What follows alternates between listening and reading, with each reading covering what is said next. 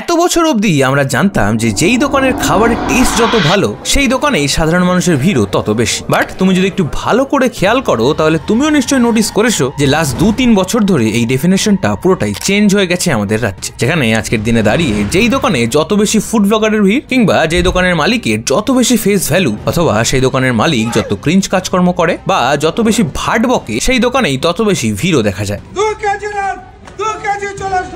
चलो भाड़ में जाए, यस भाड़ में जाए, भाड़ में।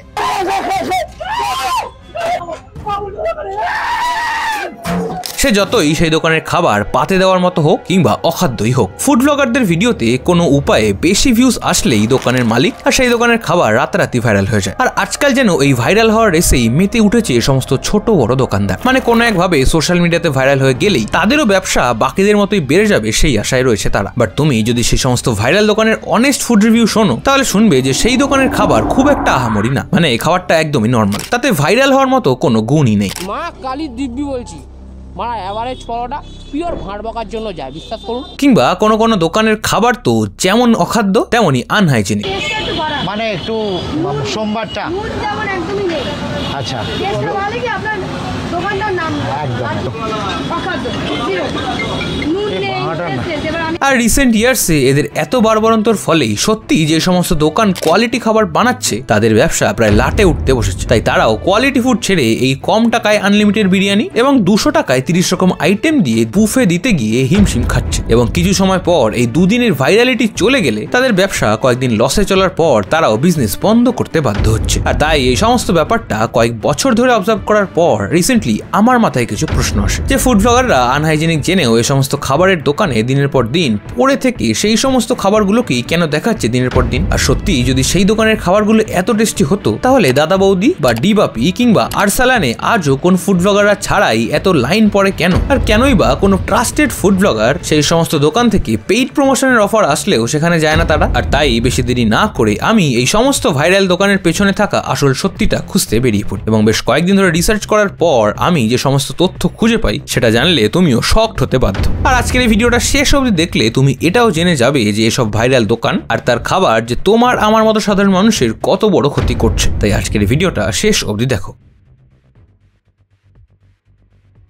তবে তার আগে সবার কাছে এটা ক্লিয়ার হওয়া দরকার যে সাধারণত একটা খাবারের দোকান ফেমাস হয় কিভাবে। দেখো, এটা তো আমরা সবাই জানি যে একটা দোকানের খাবারের টেস্ট যখন খুব ভালো হয়, মানে সেই দোকানের খাবারের টেস্ট যখন বাকি দোকানগুলো থেকে একদম আলাদা হয়, তখনই মানুষ বারবার সেই ভিন্ন স্বাদের খাবার খেতে সেই দোকানে আসে। আর এই বারবার আসার ফলে তাদের মুখে মুখেই সেই দোকানের নাম এবং সেই দোকানের খাবারের গুণগান ছড়িয়ে পড়ে তার ফ্যামিলি কিংবা ফ্রেন্ড সার্কেল থেকে শুরু করে আস্তে আস্তে তাদের ফ্রেন্ডরাও সেই দোকান এবং খাবারের সম্বন্ধে জানতে পারে। এভাবেই আস্তে আস্তে সেই দোকানটা ফেমাস হয়। এটা ছিল আজ থেকে 2-3 বছর আগের কথা। আর এটার জলজ্যান্ত উদাহরণ যদি দেখতে চাও তাহলে দাদা বৌদি, ডিবাপি, আরসালান এদের জার্নিটা দেখতে পারো। এরা প্রত্যেকেই বিরিয়ানির জন্য ফেমাস হলেও তাদের সবার ভিন্ন স্বাদের জন্যই একটা ছোট্ট হোটেল থেকে আজ এত বড় দোকান কিংবা এতগুলো আউটলেট ওপেন করতে সক্ষম হয়েছে তারা। বাট এটা ছিল আজ থেকে 2-3 বছর আগের ঘটনা। কারণ আজকের দিনে দাঁড়িয়ে তুমি যদি একজন দোকানদার হও আর তোমারও যদি ইচ্ছে থাকে যে তুমিও খুবই কম সময়ে তোমার দোকানের 2-3টে আউটলেট খুলে নেবে, তাহলে ফার্স্টে হয় তোমাকে কিছু কম্বো অফার দিতে হবে, নইলে কম টাকায় আনলিমিটেড বিরিয়ানি, আর সেটাও না হলে 30-40 রকম আইটেম দিয়ে আনলিমিটেড বুফে অফার করতে হবে। তো 99 এ আনলিমিটেড পাওয়া যাচ্ছে, 80 টাকায় কিন্তু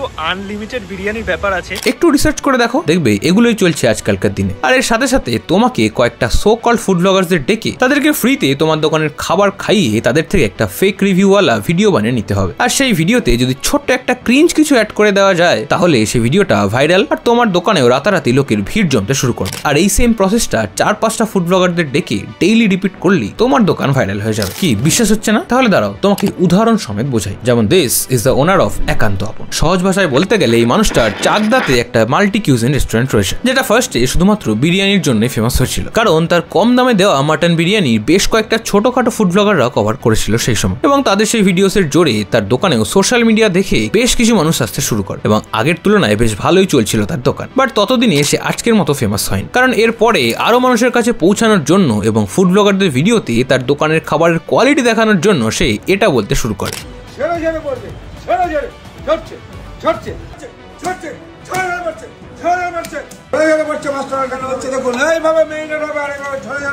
আর সাধারণ মানুষও প্রথমবার কাউকে এরকম করতে দেখে বেশ এন্টারটেইন হয় এবং তার সেই ঝরে ঝরে পড়ার ভিডিও সোশ্যাল মিডিয়াতে ভাইরাল হওয়ার কারণে সাধারণ মানুষ তার দোকানের খাবারও টেস্ট করতে আসে এবং যার ফলস্বরূপ সে যেরকমটা চেয়েছিল যে তার দোকানে মানুষের ভিড় উপচে পড়বে সেটাই হতে শুরু করলো, যার কারণে একসময় বিরিয়ানি থেকে ফেমাস হয়ে আজ একান্ত আপনকে সে রীতিমতো মাল্টি কুইজিন রেস্টুরেন্ট করে তুলতে সক্ষম হয়েছে। বাট তার এই সোশ্যাল মিডিয়া ফেম খুব বেশি দিন স্থায়ী হলো না, কারণ রিসেন্টলি তুমি যদি তার ফেসবুক পেজটা ফলো করো তাহলে দেখবে সেখানে তার বেশ কয়েকটা ভিডিওতে সে কিছু ছেলে মেয়ে যারা তার দোকানে খেতে আসে তাদেরকে প্রায় এক প্রকার জোর করেই তাদের মুখে খাবার ঢুকিয়ে দেয়।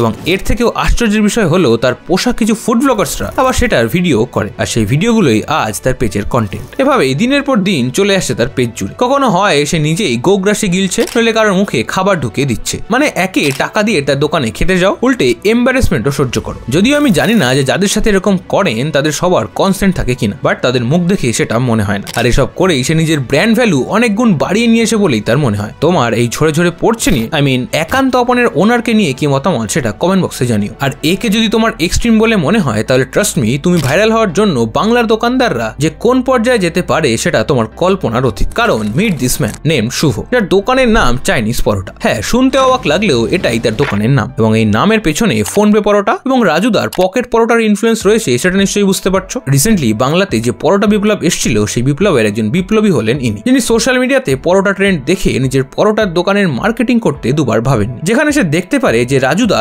একদিকে 30 টাকায় পরোটা আর আনলিমিটেড তরকারি দিয়ে রাতারাতি ভাইরাল হলো, অন্যদিকে ফোনপে কাকু খাবারে কম উল্টে ভাট বকায় বেশি ফোকাস করে ভাইরাল হলো। তাই সেই সময় দাঁড়িয়ে সে এটা বুঝতে পারে যে তাকে এই দুজনের থেকে আলাদা কিছু করতে হবে ভাইরাল হতে গেলে। তাই এরপর থেকে সে ভাইরাল হওয়ার জন্য আরো ইউনিক স্টাইলে অ্যাডপ্ট করে, যেখানে সে তার দোকানের ভিডিও করা ফুড ব্লগারদের যাচ্ছে তাই বলে অপমান করতে শুরু করে, কিংবা কোনো ভিডিওতে কাউকে খাবার না দিয়ে তার সাথে অসভ্যতম করে, অথবা তার কোনো ভিডিওতে দেখা যায় যে কেউ তার গায়ে জল ঢেলে দিচ্ছে বা কারোর সাথে কথা কাটাকাটি থেকে শুরু করে রীতিমতো সে হাতাহাতি করছে, এবং কোনো ভিডিওতে তাকে তার এক কাস্টমারের গায়ে হাত তুলতেও দেখা গেছে।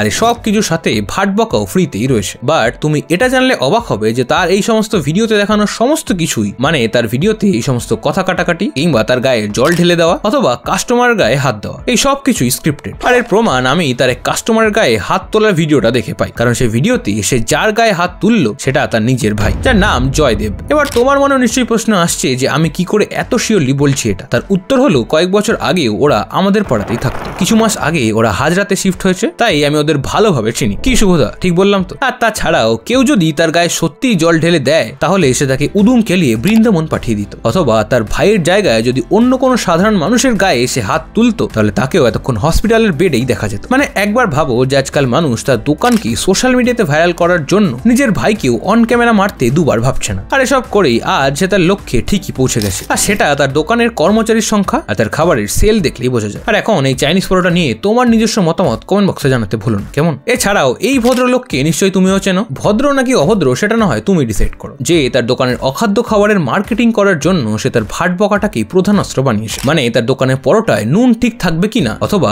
খাবারে হাইজিনের দিকে নজর দেওয়া হয়েছে কিনা সেটার কোনো গ্যারান্টি নেই, বাট তার দোকানে গেলে তার ভাট বকা একদম গ্যারান্টি। এসব করেই বেশ ভালোই চলছিল তার, বাট এই ভাট বকায় মাঝে মধ্যে তার কাল হয়। যেমন কয়েকদিন আগে পাটুলিতে পেদানি খেতে খেতে সে বেঁচেছে, আর সেটাতেও তার শিক্ষা না হওয়ায় রিসেন্টলি তাকে তার এক ইন্টারভিউতে এটা বলতে শোনা যায়। বর্ধমান থেকে বলছেন, বলুন।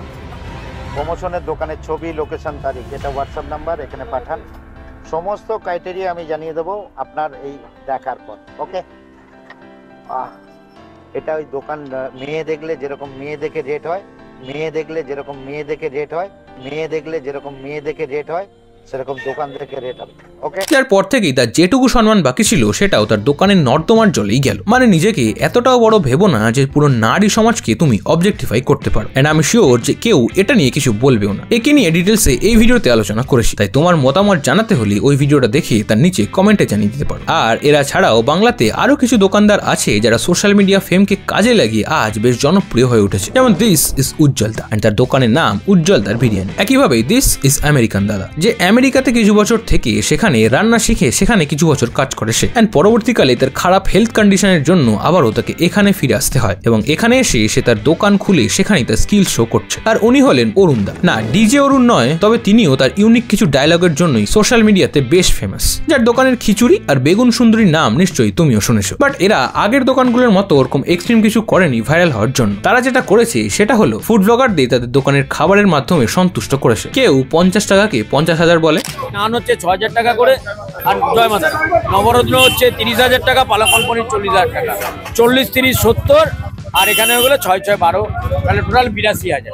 কিংবা কেউ এতটাই হাম্বেল যে কিছু ফুড ব্লগারকে তার ছেলেই বানিয়ে নিয়ে আসে। কি বলছো? তুমিও জানো যে আমি কাদের কথা বলছি? হ্যাঁ, ঠিকই ধরেছো, আমি তাদের কথাই বলছি। আর এই সমস্ত কিছু সোশ্যাল মিডিয়া জুড়ে দিনের পর দিন করার মাধ্যমেই তারাও তাদের খাবার আর তাদের দোকানের পাশাপাশি রীতিমতো তারাও ফেমাস হয়েছে, যার কারণে আজ তাদেরও হইচইয়ের প্রমোশনে ডাকা হয়। অরুণ বাবু, উজ্জ্বল বাবু, প্রাণের ভয় নাই? আমার তো বিরিয়ানির কাজ। এটা না, এটা পোলাও আর বেগুন সুন্দর, একটু টেস্ট করে দেখুন। এই যে নিরামিষ, তোরা নিশ্চিত ডাকে দেয় কাঁচা নিরামিষ। কিংবা বাংলার রিয়েলিটি শোতেও তাদের বিরিয়ানি সার্ভ করা হয়। এখন তোমরা আমাকে বলতেই পারো যে হ্যাঁ, সে তো খুব ভালো কথা যে কিছু কিছু মানুষ সোশ্যাল মিডিয়ার দৌলতে এত ফেমাস হচ্ছে, তাতে প্রবলেমটা কোথায়? আসলে প্রবলেমটা হলো অন্য জায়গায়। দেখো, আজকালকার দিনে একটা ফুড বিজনেস সাকসেসফুলি রান করাটা খুবই চাপের, কারণ ফুড হলো এমন একটা ক্যাটাগরি যেখানে তোমাকে টিকে থাকতে গেলে হয় কোয়ালিটিতে সেরা হতে হবে, নইলে কম দামে বেশি ডেলিভার করতে হবে। এই ব্যাপারটা তারাও জানে। তারা এটাও জানে যে সোশ্যাল মিডিয়াতে নর্মাল কিছু করলে তারা ভাইরাল হতে পারবে না, বা হলেও সেই প্রসেসটা অনেক টাইম টেকিং হবে। তাই তারা সেকেন্ড অপশনটাই চুজ করে, দ্যাট ইজ এই ক্রিঞ্জ কিছু করা বা এই ভাট বকা। যেখানে তুমি যদি কখনো এই সমস্ত রেস্টুরেন্টের খাবারের অনেস্ট রিভিউ শোনো, তাহলে শুনবে যে সেই খাবারগুলো হয় জঘন্য, নইলে একেবারেই অ্যাভারেজ, মানে ওই বাকি আর 5টা দোকানের মতোই। সেগুলোতে ইউনিক কিছুই নেই। এন্ড সেই কারণেই জেনুইন কিছু ফুড ব্লগারকে তারা টাকা দিয়ে তাদের দোকানে ডাকলেও সেই ফুড ব্লগাররা সেখানে যায় না, কারণ সেখানে যদি সত্যি কিছু ইউনিক থেকে থাকে তাহলে সেটা হলো তাদের ভাট বকা বা কিছু ভুলভাল জিনিসপত্র করে নেগেটিভ পাবলিসিটি পাওয়া। কারণ তারা এটা জেনে গেছে যে খারাপ জিনিস খুব দ্রুত ভাইরাল হয় আজকের দিনে দাঁড়িয়ে, আর এদের এই ট্রেন্ড সেটিং এর চক্করে ক্ষতি হয় কিছু অনেস্ট দোকানদারদের, যারা কোয়ালিটি খাবার প্রোভাইড করে এসছে এত বছর ধরে। তবে তারা সোশ্যাল মিডিয়াতে এই সমস্ত ইউনিক জিনিস করে ভাইরাল হতে পারেন, যার কারণে আজ তাদের বিজনেস রান করার জন্য তাদেরও এই ট্রেন্ডে গা ভাসাতে হচ্ছে, এবং সেটা করতে গিয়ে তাদের খাবারের কোয়ালিটি ডাউনগ্রেড হচ্ছে এবং কাস্টমারের খারাপ রিভিউর কারণে তাদের সেই ব্যবসা বন্ধ হয়ে যাচ্ছে। আর তুমিও যদি এমন একজন হও যে রোজ এসব দোকানদারদের দেখে তাদের দোকানের খাবার খেয়ে এটা ভাবো যে অনেক ফেমাস আর ভালো দোকানের খাবার খেলে, তাহলে তোমাকে জানিয়ে রাখি যে তৈরি বিরিয়ানিতে আবারও অতিরিক্ত করে ঘি ঢালা একদমই আনহাইজিনিক, এবং এরকম কিছু আনহাইজিনিক জায়গা থেকে পরোটা খাওয়াও তোমার শরীরের পক্ষে ভীষণ ক্ষতিকর। আর যাদের অফিস বা কাজের জন্য বাইরেই খেতে হয় তাদের জন্য আমার একটা সাজেশন, বাড়ির তৈরি সেদ্ধ ভাত এই সমস্ত দোকানের চিকেন থালির থেকেও অনেক অনেক হেলদি আর অনেক বেটার। এবার তুমি ডিসাইড করো যে তুমি কি করবে। এখন থেকে সচেতন হবে নাকি কয়েক বছর পর নিজের লিভার, কিডনি এই সমস্ত খারাপ হওয়ার অপেক্ষায় থাকবে? তুমি এই সমস্ত দোকানগুলোর মধ্যে কোন কোন দোকানে গিয়ে খেয়েছো এবং তাদের মধ্যে তোমার অনেস্টলি কোন দোকানের খাবার সবচেয়ে ভালো লেগেছে সেটা কমেন্ট বক্সে জানিও, তাহলে আমিও সেই সমস্ত খাবার একবার ট্রাই করব। আর এই ছিল এই বিষয়ে আমার একান্ত ব্যক্তিগত মতামত। আর তোমার মতামত জানানোর জন্য কমেন্ট বক্স তো খোলাই রয়েছে, সেখানে তোমার মতামত জানাও, কারণ সেটা শোনার জন্য আমি অপেক্ষায় থাকবো। আর আজকের এই ভিডিওটা ভালো লাগলে লাইক শেয়ার করার পাশাপাশি হাইপও করে দিও। আর আমার নতুন চ্যানেলটা সাবস্ক্রাইব করার জন্য আর কি করলে তোমরা সাবস্ক্রাইব করবে, সেখানে যাও জলদি কি সাবস্ক্রাইব করে নাও সেখানে। আর যদি আমার আজকের এই ভিডিওটা তোমার ভালো লেগে থাকে তাহলে আই এম শিওর যে তোমার এই ভিডিওটা খুবই ভালো লাগবে, তাই এখানে ক্লিক করে চলে আসো, তোমার সাথে আমার দেখা হবে ওখানে। টাটা।